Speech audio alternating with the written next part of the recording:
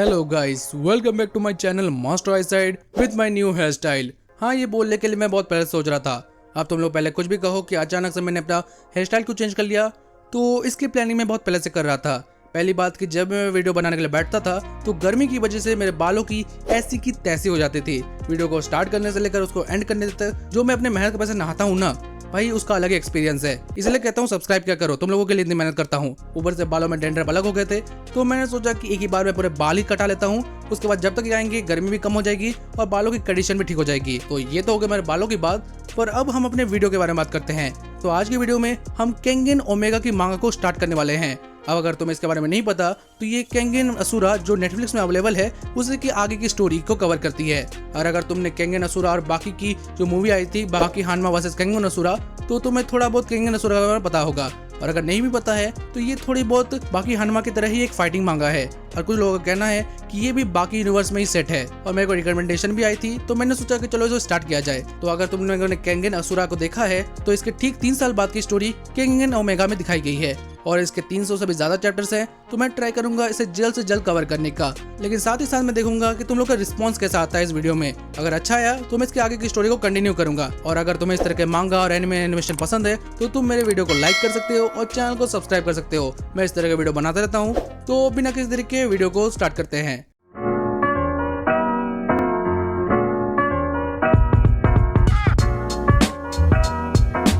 तो सबसे पहले केंगन असुरा की बात की जो स्टोरी है केंगन ओमेगा, इसमें हमें दिखाया जाता है कि अब तक जो ओमा टोकिटा जो इसका मेन प्रोटैगनिस्ट है, उसने केंगन एसोसिएशन की अंडरग्राउंड टूर्नामेंट में पार्टिसिपेट किया था, पर वो जीत नहीं पाया। और अब हम उसके 3 साल बाद की स्टोरी को देखते हैं, जहाँ स्टार्टिंग में हमें फ्यूचर में होने वाले एक फाइट को दिखाया जाता है, जहाँ पर हम 2 पावरफुल फाइटर्स को एक दूसरे के आमने सामने देखते हैं। जिसमें से जो एक है वो ओमा जैसा लग रहा है और वो एक पावरफुल पंच मारता है। इसी के ठीक बाद हम प्रेजेंट में आते हैं, जहाँ पर हमें एक ओपन टूर्नामेंट का सीन दिखाया जाता है। तो हमें यहाँ पर हाइब्रिड कराटे केनोकाई ओपन टूर्नामेंट का सीन दिखाया जाता है, जहाँ पर लड़ाई चल रही है 2 फाइटर्स के बीच। जहाँ पर एक तरफ व्हाइट बेल्ट में फाइटर है जो सामना कर रहा है ब्लैक बेल्ट के एक मास्टर का। लेकिन यहाँ पर जो व्हाइट बेल्ट वाला बंदा है वो बुरी तरह से इस ब्लैक बेल्ट वाले मास्टर को मार रहा है। वो इसे एक किक मारता है, फिर एक जोरदार पंच मारता है और इसे देखकर सब कोई हैरान हो जाते हैं। और ये बंदा रुकता नहीं और उसे जोरदार पंचेस मारते रहता है, यहाँ तक कि जो रेफरी होता है वो उसे रोकने की कोशिश करता है, पर ये नहीं रुकता। फिर बाद में जबरदस्ती इस बंदे को रोकना पड़ता है, पर ये कहता है कि तुम सभी भाड़ में जाओ। जहाँ पर जो ये ओपन टूर्नामेंट कराया था उसका जो डायरेक्टर है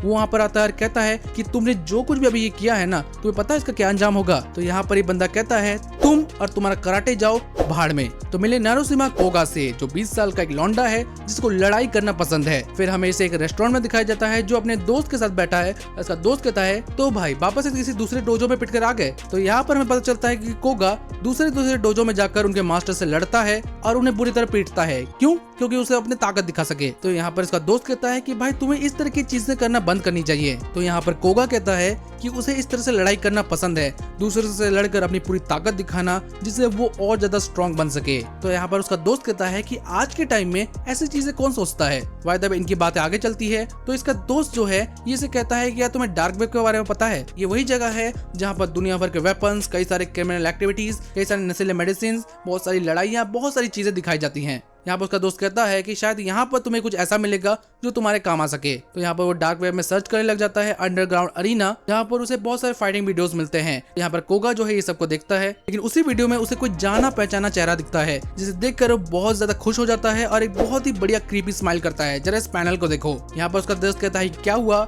और हमें दिखाया जाता है कि उस फाइटिंग वाले वीडियो में ओमा टोकिटा है। और वो उसे देखकर कोगा कहता है कि आखिरकार 3 साल बाद तुम मुझे मिल ही गए साले। फिर हमें नेक्स्ट पैनल में उसे एयरपोर्ट में दिखाया जाता है, जो शहर में आया है और वो जा रहा है यामाशिरा ट्रेडिंग कंपनी में, जिससे वो केंगन मैचेस में हिस्सा ले सके। तो उस ट्रेडिंग कंपनी के बिल्डिंग में जब वो आता है तो वो उसे एक बंदा मिलता है, और ये बंदा और कोई नहीं हमारा वही यामाशिता काजुआ है। ये वही बंदा है हमारे ओमा टोकिटा काइंड ऑफ मैनेजर था। और तुम्हें याद होगा कि स्टार्टिंग के टाइम में बस ये एक एम्प्लॉय था, बहुत ही डरा हुआ रहता था, पर अब ये कंपनी का सीईओ बन चुका है। इसे देखकर कोगा हैरान हो जाता है। यहाँ पर दोनों के बीच बातें चलती हैं, लेकिन यहाँ पर कोगा को लगता है कि सही में ये बुढ़ा इस तरह की फाइटिंग ऑर्गेनाइजेशन का हिस्सा हो सकता है। यहाँ पर यामाशिता उसे कहीं ले जाता है, साथ ही साथ वो दूसरे फाइटिंग ऑर्गेनाइजेशन के बारे में बताता है, जैसे कि डेथ फाइट, पोगेट्री, बेशियामोन। एक मिनट, ये कौन सा डोरेमोन का दूसरा नाम है? और जो पोगेट्री है वो केंगन एसोसिएशन के बाद दूसरा सबसे बड़ा फाइटिंग कंपनी है। इसका नाम याद रखना, आगे काम आएगा। जहाँ पर यामाशिता बताता है कि इसमें बहुत से बड़े बड़े लोग इन्वॉल्व हैं। फिर यहाँ पर यामाशिता कोगा को एक फाइटिंग दिखाने के लिए ले जाता है। तो यहाँ पर कोगा को लगता है कि शायद उसे ओमा देखने को मिलेगा,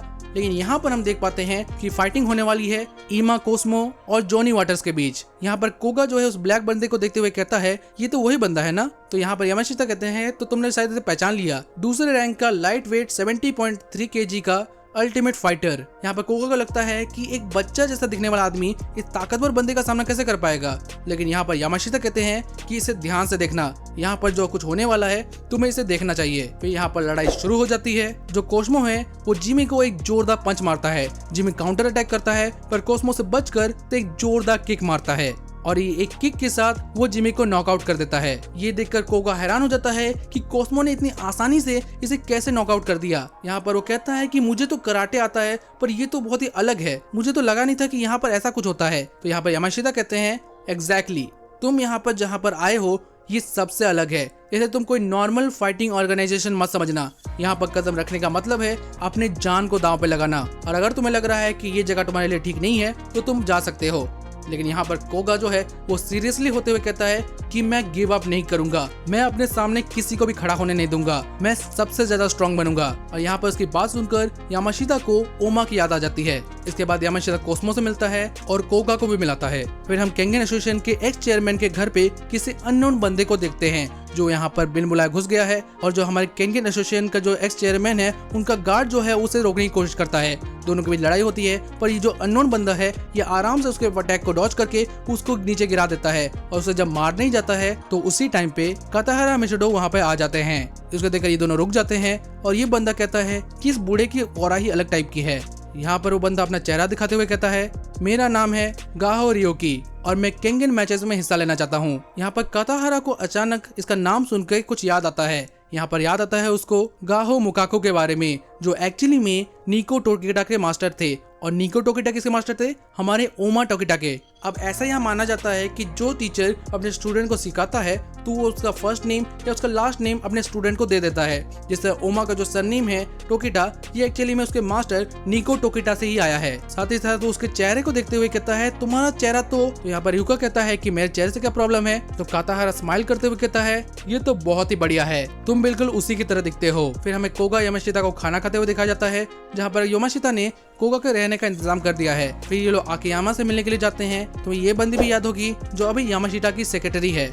इसको देखकर कोगा फ्लैट हो जाता है और सबसे पहले उसका एज पूछने लगता है। तो आकियामा कहती है, अपने काम से काम रखो। फिर हम यामाशिता को नोगिया ऑफिस में देखते हैं, जहाँ पर वो उसके सीईओ नोगिया हिडिकाई से मिलने के लिए आए हैं। यहाँ पर नोगिया कहते हैं कि मुझे माफ करना यामाशिता, मैं जानता हूँ कि तुम बिजी रहते हो। पर यहाँ पर यामाशिता कहते हैं कि नहीं, ऐसी कोई बात नहीं है। फिर यहाँ पर नोगिया बताते हैं कि बहुत ही सीरियस बात है, जो केंगन एसोसिएशन के अंदर के कोई लोगों ने हमारे साथ धोखाबाजी किया है। वो हमारे प्राइवेट चीजों को डार्क वेब में लीक कर रहे हैं। अभी कौन है हमें नहीं पता, लेकिन इससे बहुत बड़ी प्रॉब्लम हो सकती है। इसके अलावा एक और प्रॉब्लम खड़ी हो चुकी है जिसका नाम है परगेटरी। इन्होंने हमें मर्जर करने का ऑफर दिया है, काइंड ऑफ हमें चैलेंज किया है कि हमारे और तुम्हारे ऑर्गेनाइजेशन से 13 फाइटर आपस में लड़ेंगे और जो जीतेगा वो दूसरे ऑर्गेनाइजेशन के अंडर में आ जाएगा। इसलिए जो हारा हुआ ऑर्गेनाइजेशन है उसका अस्तित्व ही खत्म हो जाएगा। ये सुनकर यामाशिता पूरी तरह से शॉक हो जाता है। पर इससे भी बड़ी बात ये आ जाती है कि जो नोगी है वो 13 फाइटर्स की जिम्मेदारी इसे दे देते हैं कि तुम्हें अब चुनना होगा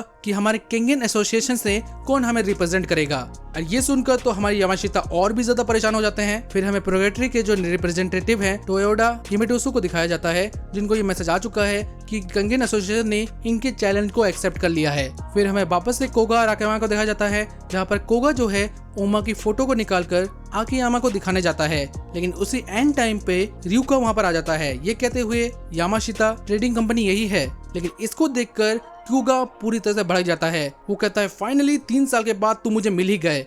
यहाँ पर वो उसे पहचान नहीं पाता, उसे लगता है कि ये ओमा है। यहाँ पर ryuka कहता है कि क्या तुम मुझे जानते हो? तो यहाँ पर क्यूगा उसे एक जोरदार किक मारता है पर यहाँ पर ryuga उसे बहुत आसानी से रोक देता है। फिर यहाँ पर क्यूगा उसे जबरदस्त पंच मारता है पर वो उसे भी डॉज कर लेता है। यहाँ पर एकियामा को लगता है कि ये तो ओमा जैसा दिख रहा है, क्या ये सही में ओमा है? यहाँ पर ryuga कोगा के हाथों को पकड़ लेता है और कहता है कि भाई क्या प्रॉब्लम है तुझे, तुम मुझे मार क्यों रहे हो? पर यहाँ पर कोगा अपने अलग ही मूड पे वो कहता है कि भाई तुम मुझसे लड़ाई क्यों नहीं कर रहा, लड़ो मुझसे, कम से कम कीड़ों में भी प्राइड होती है लड़ने की। लेकिन यहाँ पर ryuga को ये कीड़ा वाला वर्ड वॉर्म सुनकर अचानक से ही उसका पूरा फेस चेंज हो जाता है। वो बहुत ही सीरियस हो जाता है और कहता है क्या तुम वॉर्म लोग के साथ हो, और अगर तुम लोग के साथ हो तो मैं तुम्हें मार दूंगा। लेकिन तभी वहाँ पर यामाशिता आ जाते हैं और कहते हैं यहाँ क्या चल रहा है। ऐसे देखकर सभी कोई रुक जाते हैं। यहाँ पर ryuga माफी मांगता है और कहता है कि उसे मिस्टर काताहारा ने बेचा है जिससे वो केंगन मैचेस में हिस्सा ले सके। दूसरे लोग क्यूगा को पता चल जाता है कि ये एक्चुअली में ओमा नहीं है, लेकिन ये तब भी गुस्सा कर रहा है कि कैसे इसने इसके वारों को रोक दिया और वो उसे गाली देने लगता है।